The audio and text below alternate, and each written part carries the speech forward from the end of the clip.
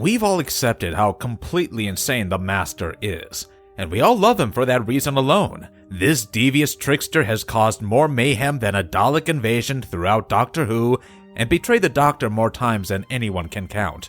With a personality that swings between charmingly mischievous and downright terrifying, the Master thrives on havoc and deception. If there's one thing we can count on, it's that whenever the Master shows up, things are about to get spectacularly out of control. The question is, what is it that makes the Master the most chaotic sci-fi villain? Well, let's find out, shall we? Before we go into our explanation, we have a very small request. If you like our content, please support us by subscribing to our channel. This is a small click for you, but for us it means a lot. Thank you. Let's begin. Yes, that's it! Oh, creature. How did the Master begin his journey on Gallifrey? Kids, gather round, for I am going to tell a tale. A tale filled with power, disaster, and drama. Here we go. Once upon a time on Gallifrey, there were two schoolmates who went to the Time Lord Academy. Let's name them the Doctor and the Master. The two were pretty tight, cheating on time travel exams and pulling pranks on the faculty, always together. Now the Doctor had a soft spot for helping the lesser species, but the Master? He had bigger ambitions. The two drifted apart, and by drifted, I mean the Master started showing up to every major conflict with evil schemes, laser weapons, and an overwhelming need to one-up the Doctor. When the Doctor had been stranded on Earth, the Master had made his grand entrance, taking on Unit, hypnotizing half of Britain, and generally making a nuisance of himself. Time Lords, though, don't go down easily. He possessed bodies, stole new ones, and even turned into a weird, gooey snake thing at one point. Let's not get into that now. No matter how many times he was defeated, he always found a way back. Sometimes with more hair, sometimes with less sanity. One of his most outrageous moments was becoming the Prime Minister of the UK under the alias Harold Saxon, brainwashing the entire planet, and throwing a dance party to Voodoo Child while turning humanity into clones of himself. Subtlety? Never heard of it. Even when shot dead by his own wife, he refused to regenerate just to spite the Doctor. Then there's Missy, his most delightfully unhinged incarnation. Trading in the title of Master for Mistress, she was every bit as unpredictable and dangerous as the Master. For the first time ever, she toyed with the idea of redemption, right up until she double-crossed herself and ended up dying in the most poetic way possible. It was probably one of the most heartbreaking twists in Doctor Who history. Of course, the Master doesn't let a concept as lame as death stop him. Using forbidden Time Lord technology, they split off a good version of themselves, the Lumiate. Unsurprisingly, Missy found her future self super annoying and got rid of her as soon as possible. Just when you think it'll get better, huh? How many incarnations has the Master had, and how did he survive? The Master never let something as trivial as regeneration limit get in the way. Unlike the Doctor, who rolled the dice with each new face, the Master took a more hands-on approach, ensuring that every incarnation carried the same cunning and flair for the dramatic. When the end of their natural life cycle loomed, the Master refused to go quietly. Instead, they found loopholes, stealing bodies, merging with others, and even creating versions of themselves that weren't quite regenerations, but still added to their legacy. The Time Lords eventually resurrected them with a fresh set of regenerations. I guess even Gallifrey knew the universe was far too dull without its most unpredictable renegade. Keeping track of the Master's many lives became an impossible task. River Song once believed she had encountered every incarnation, a charmingly naive assumption. The Sild, a race that apparently loves collecting Time Lords, managed to round up 470 versions of the Master. That's right, 470. And here we were thinking that the Doctor had too many faces. What shaped the Master's personality in his earliest years?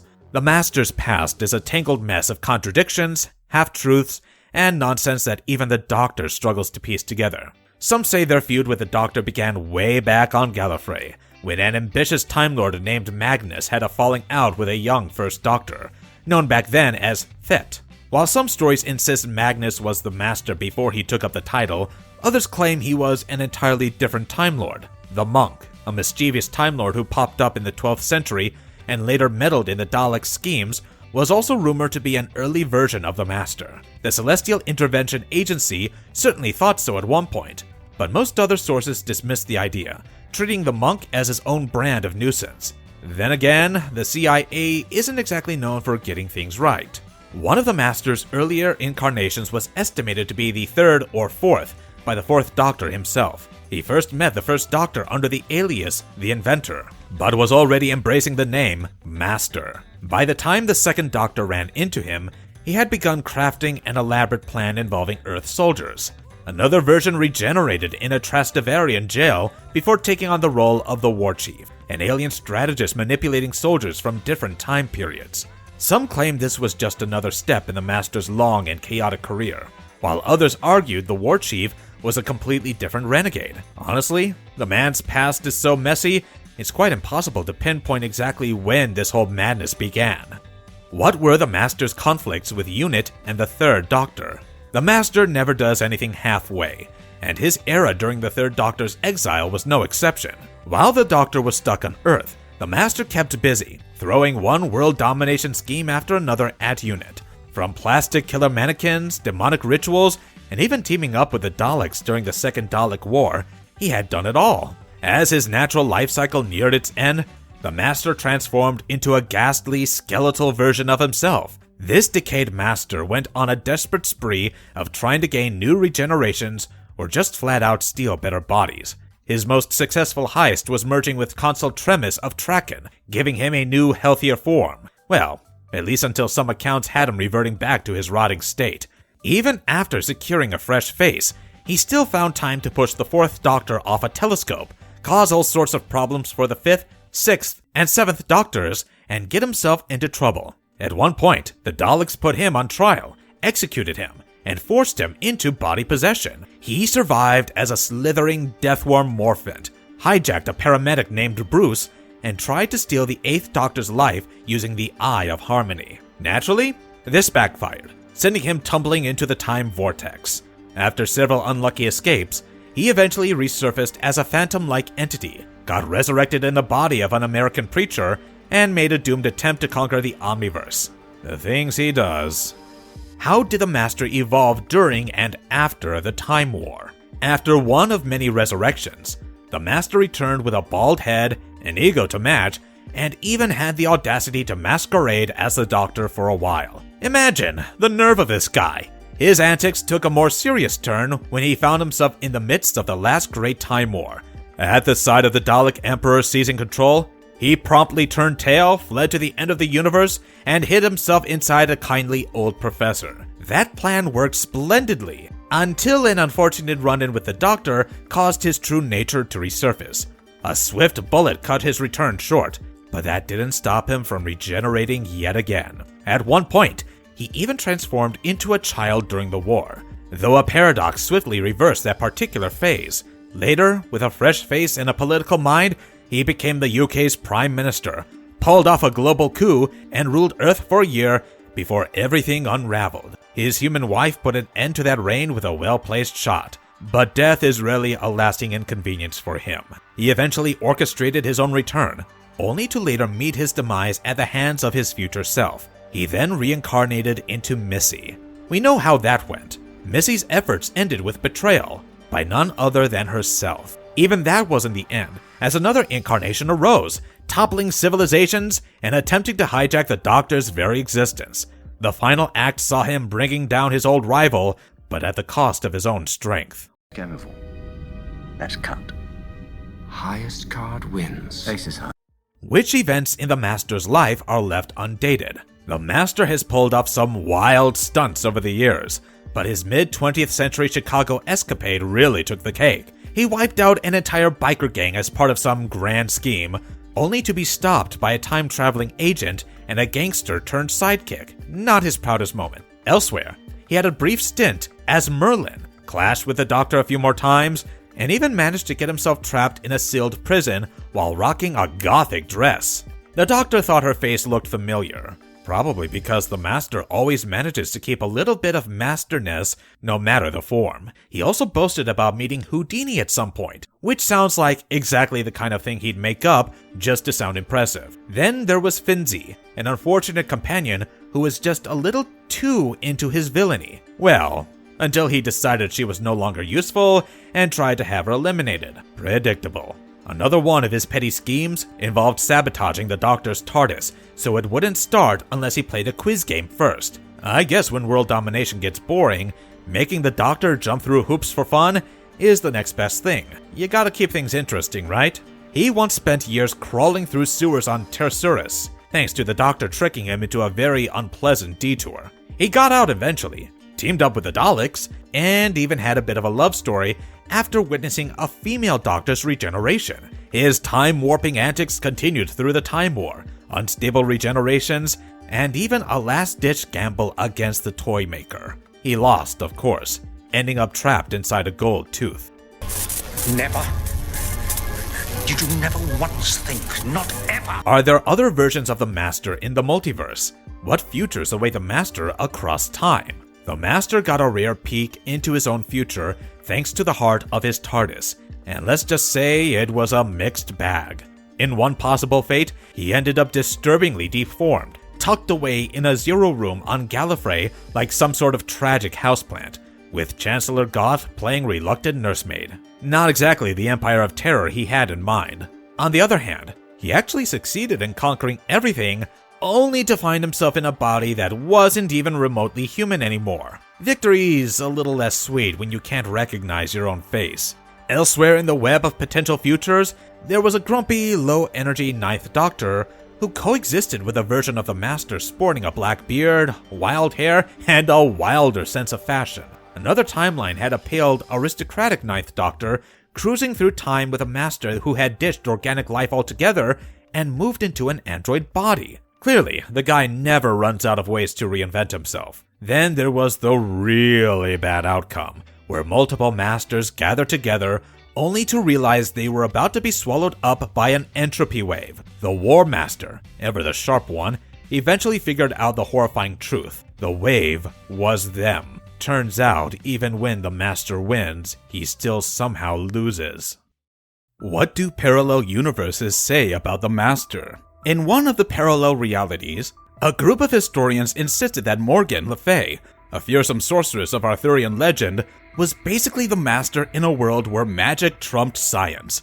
They even suggested that the Doctor was Merlin, meddling in Camelot's affairs like a time-traveling wizard. The 13th Doctor found the theory amusing, but refused to fully endorse it, probably because it sounded like something out of a particularly wild fanfiction. Elsewhere in the infinite web of possibilities, the Master was no mere rogue Time Lord, but the grandson and heir of Barusa, one of Gallifrey's most influential figures. His greatest enemy, the Doctor, wasn't a thorn in his side, but also his secret half-brother. Just a little case of sibling rivalry, huh? On the brutal Inferno Earth, a version of the Master, known as Koshche, was actually a loyal Time Lord, working for the Celestial Intervention Agency with a human companion. Unfortunately, after saving the world, he ended up captured, tortured, and drained of all his regenerations.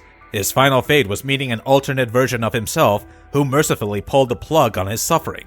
Then there's the Unbound universe, where the Master, stranded on Earth, tried everything from working for the UN to stirring up mayhem in China, all in the hopes of catching the Doctor's attention. When his schemes flopped, he attempted one last desperate escape, but got outmaneuvered by his old rival yet again. Later, he got stuck ruling a dying universe, proving that sometimes getting what you want is the worst possible outcome. In yet another alternate timeline, the Master turned traitor in the Time War, handing the Daleks powerful time-manipulating tech. This betrayal forced the 6th Doctor to hit the reset button and wipe out the universe. Over in another shattered reality, he teamed up with the Rani, the Monk, and Drax to use a DNA recombinator to turn humanity into a single consciousness, presumably so he could win every argument forever. Of course, the Master also had a habit of cycling through fake names like a fugitive with an identity crisis, going by Roger, Peter, Jeffrey, Tony, Eric, Robert, and Sam.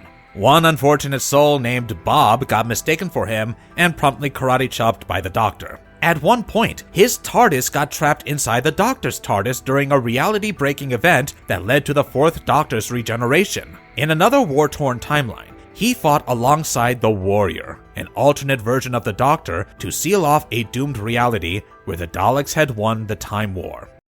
1/10 of the population.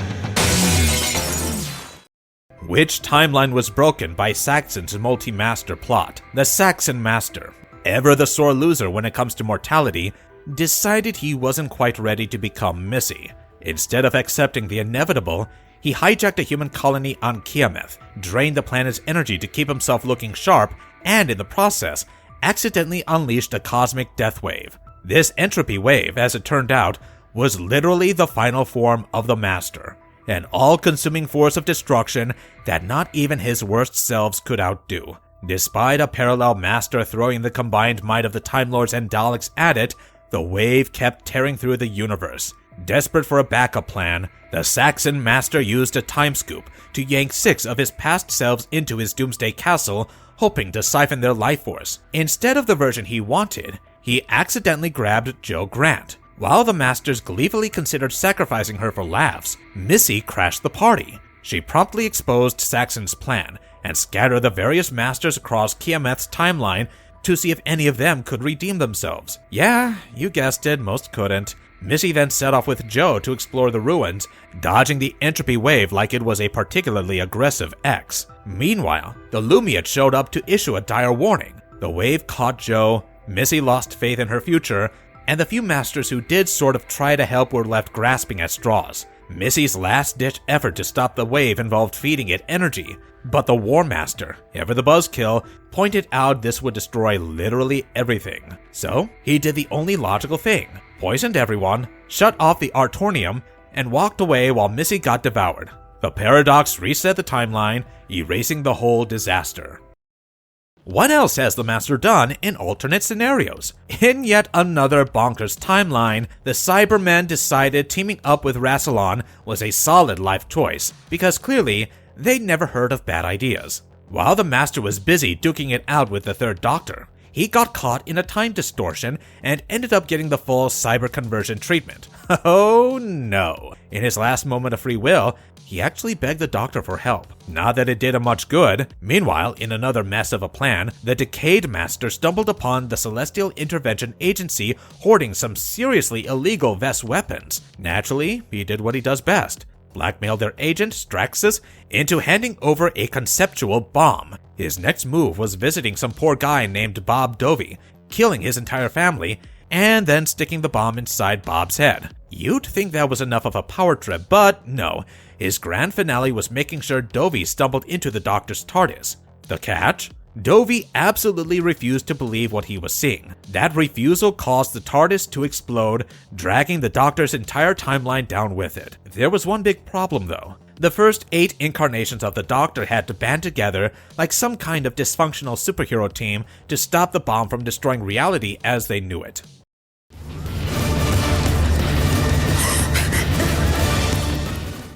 What drives the Master's mind and madness? The Master's brand of villainy is so extra that they actually took being called evil as a compliment. Suggests they might be going soft though, and they'd react like you tried to kill them. The Master's descent into madness wasn't entirely self-inflicted. Turns out, the Time Lords were playing a little drum solo in their head since childhood. That 4-beat rhythm was courtesy of Gallifrey's finest meddling politicians. No wonder they turned out the way they did. Unlike the Doctor, who actually has to convince people he's the smartest person in the room, the Master could charm, manipulate, anyone into doing their bidding. Sometimes they'd even twist the truth to make the Doctor look bad. They'd master gaslighting and gatekeeping before it was even a thing. The Master's plans typically fell into 3 categories: taking over the universe, avoiding death, and of course, kill the Doctor. Their disguises ranged from fake identities to full-on costume changes, sometimes for no reason other than style points. Their aliases were always variations of Master. They could never get along with themselves either. When forced to team up with past incarnations, it usually ended in backstabbing,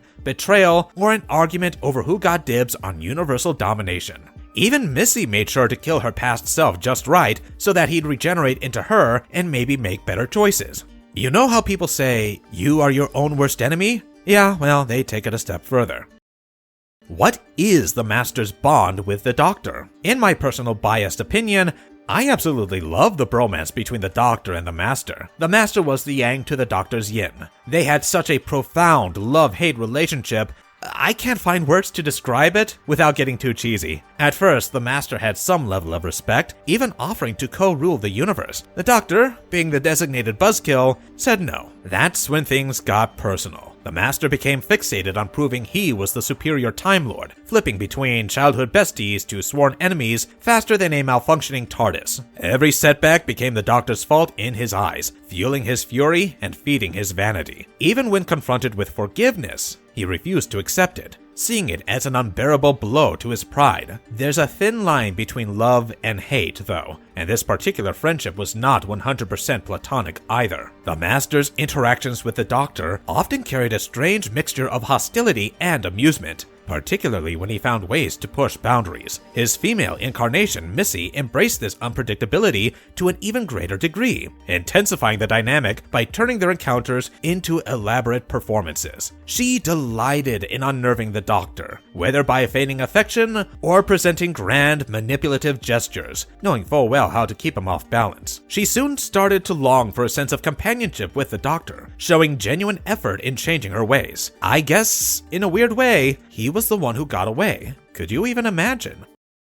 Who were the Master's companions? Unlike the Doctor, who practically collected companions like trading cards, the Master preferred flying solo. Although, every now and then, someone managed to tag along, usually because they were useful, intriguing, or just in the wrong place at the wrong time.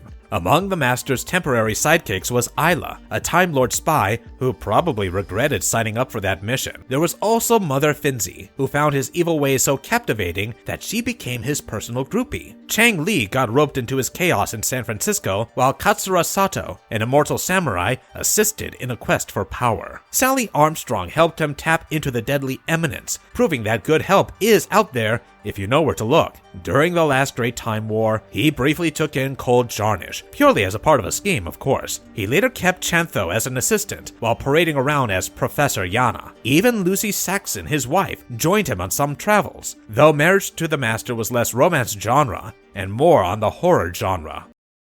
Where else is the Master referenced across Doctor Who? Even after wiping his memory and becoming the ever-so-normal John Smith, the Seventh Doctor still had a nagging feeling about a certain bearded nuisance who always managed to ruin his experiments. Clearly, even amnesia wasn't strong enough to erase the frustration that came with dealing with the Master. Some grudges run deep. Later, during a particularly intense standoff with Collar Jex, the 11th Doctor made it clear that he never forgot the Master's long list of victims. Considering how much destruction the Master had caused over the years, that list was probably longer than the Doctor's own to-do list. Marvelous verdict. Honestly, I doubt there's any other villain who does it like the Master. He brings another level of chaos, charm, and sheer unpredictability to Doctor Who, and it's just so much fun. Well, now I gotta ask, what do you think? Do you think the Master is the most chaotic villain in sci-fi history, or would you give that title to someone else? Which was your favorite reincarnation of the Master? Let me know in the comments below. And if you liked our content, don't forget to leave a like and subscribe to us if you haven't already. Have a good one, be safe, and thanks everyone.